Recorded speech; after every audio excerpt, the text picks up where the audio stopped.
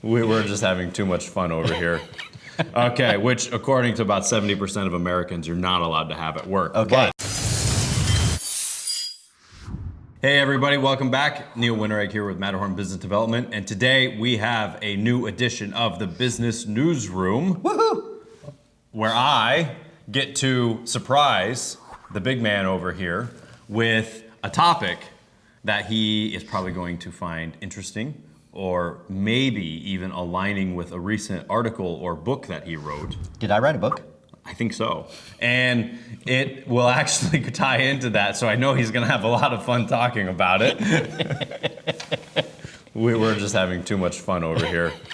Okay, which according to about 70% of Americans, you're not allowed to have at work. Okay. But that comes to what I wanted to talk about here. Now, before I get into this, this is called the cost of a disengaged employee. Be sure you like and subscribe and share this with your friends, especially if you know somebody who needs help with their employees or motivation of employees. Because I read this article and there's pretty interesting statistics in here. So I was doing some research on job satisfaction. There's a lot of variable numbers out there. I find, 51% are happy, and then I find that nobody's happy, and then I find everybody's, anyway, I can't find one number that I really liked. But what I did find that I agree with is this article I found on Glassdoor, which is an employers type website. We could call it the Yelp for employers or something, but it's called the cost of a disengaged employee. So Disengaged means they're bored, they're just showing up to get a check. yeah, so this says Punching the clock. engaged employees work with passion and feel a profound connection to their company. Okay. They drive innovation and will ultimately move the organization forward. Like my shoe experience that I Yes. had, that we put in another Retail Apocalypse update story, success story. This one is the disengaged employee, which says they are essentially checked out. They're sleepwalking through their workday and maybe putting in the time but lack passion and energy. Okay.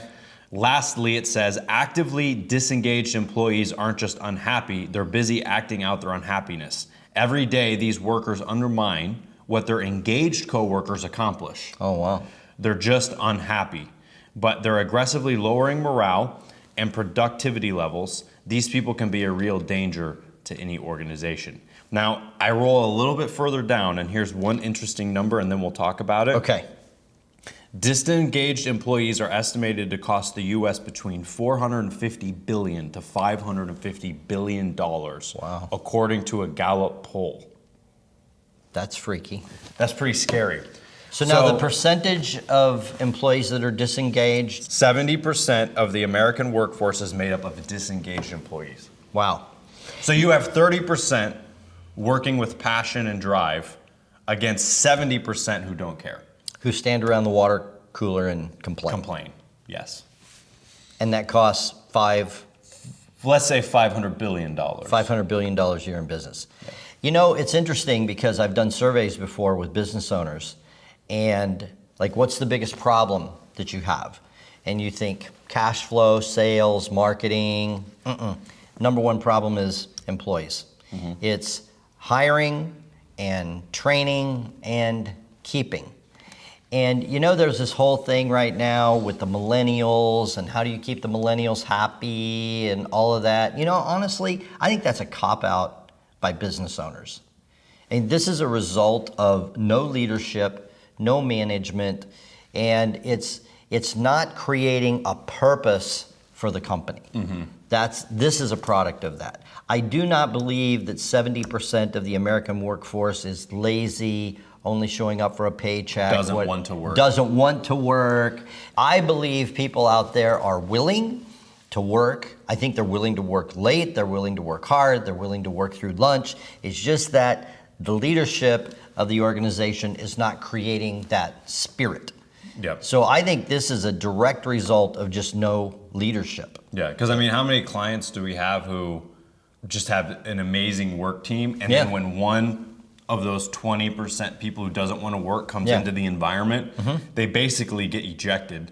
Yeah. Or they just don't show back up because they know they don't belong. Exactly. But you can build a team of people who would literally work 7 days a week for you if it meant that the organization was going to expand and grow because they want to.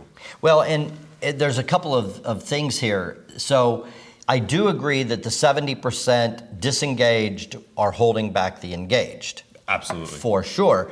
But then what do? You just fire the 70%, et cetera, et cetera? No, you have to engage the disengaged. Right, you create it. You create it. Yeah. And you create it by having a basic purpose for the organization that is beyond making money. The basic purpose for the organization is about help. It's about helping the customer. It's about helping the customer solve their problem. It's about helping the client. It's just, it's focused outward, not inward. Right. And it's real easy as a manager or an owner to slip into the quota for the quarter, the quota for the month, the quota for the day, and put pressure down on the staff. And we must work harder. You will work and you will like it. And it's like, what is that? That leads to 70% of the employees being disengaged. Yeah. Right? So leadership is about... Or the reverse is no communication from leadership. Right.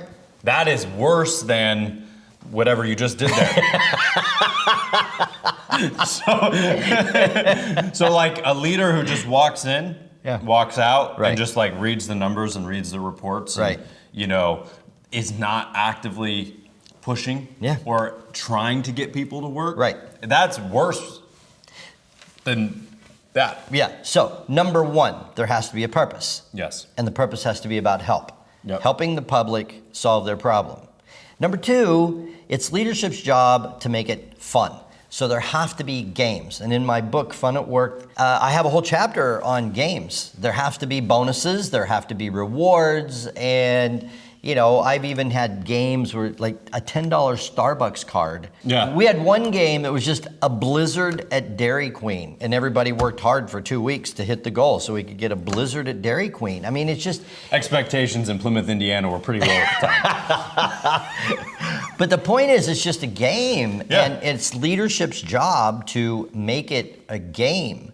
And I ask the employees, what kind of game do you want to play? Want to take a trip? Good. Where do you want to go? So it's like, it has to be fun. It has to be engaging. Yeah. And that's leadership's. I would that's say the management's first thing job. to do as a manager or as a leader is ask yourself if you would work for you.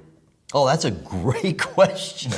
Because honestly, the people who have chronic hiring and staff problems usually have certain characteristics and personality traits that are not conducive to their positions. I actually had a client once, and he was not joking. So he comes in and says, I called my manager a bitch, and now she's mad at me. What's up with that? Right. So what I tell those people is I wouldn't work for you either. Right? Exactly. Because it doesn't matter how great of an employee you have, they're not going to stick around and deal with your crap. Right.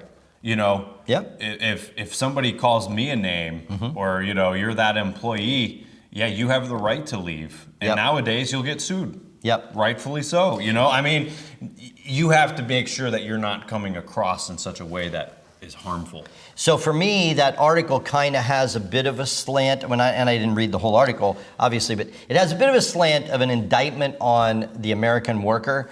I think actually, the article's pretty good. It actually covers some more stuff, but this is an indictment on American leadership. I think that there's an indictment in two areas, personally. Okay, so you got leadership at one area, and nowadays the millennial mentality, I honestly believe this, and you guys can go back and watch our Why College is Stupid video. They're being indoctrinated in schools that work is like labor, like hard labor in the fields, like mindless, numbing, boring, and then you collect your paycheck. Right. It is not being taught that people can thrive, and succeed. But here's the good thing. People like us, the entrepreneurial spirit, people who watch this video are the types of people who want to do better. You have no competition. There isn't any. There isn't any competition out there. None. No, it's so easy to be successful. Yep. And so if you are building your own company, only surround yourself by the engaged people. Yeah. And if you have to hire 10 people to find 1 or 2 good people, And you might. you're fine. Yeah. That's Don't normal. worry about it. Yeah. I hate it when people are like, I've had to hire somebody and they didn't last. I'm like, okay, well, you should always be hiring new people anyway. Right. But B, you're going to hire 3, 4, 5 people to find one good one. Who cares? And for me, the best way to hire is you come up with your purpose, whatever this is, and then you can sit down with the applicant and look it over their job history, et cetera. But it's kind of like, okay, so this is what this company is about. Would you like to work here? Right. What do you think about our goal? What do you think about our game of helping the customer solve their problem? And if the answer is, yeah, but how much do I get paid? Exactly. Move on to the next applicant. Next. Yes. Next. Because if they're only there for the money, it's not going to work out. You got it. All right. So we could probably talk about this forever. But we're our gonna end it producer there. is saying it's time to end. Yes, exactly. So I will see you all next time. And remember to pick up Dr. Winteregg's book, Fun at Work. And if you are one of those bad managers, you will learn in there how to be a better manager. You definitely got to get the book. If you own your own business, want to have your own business, you definitely got to get the book because it solves this exactly. Exactly. By today. Right. Be sure you like, subscribe, and we'll see you next time.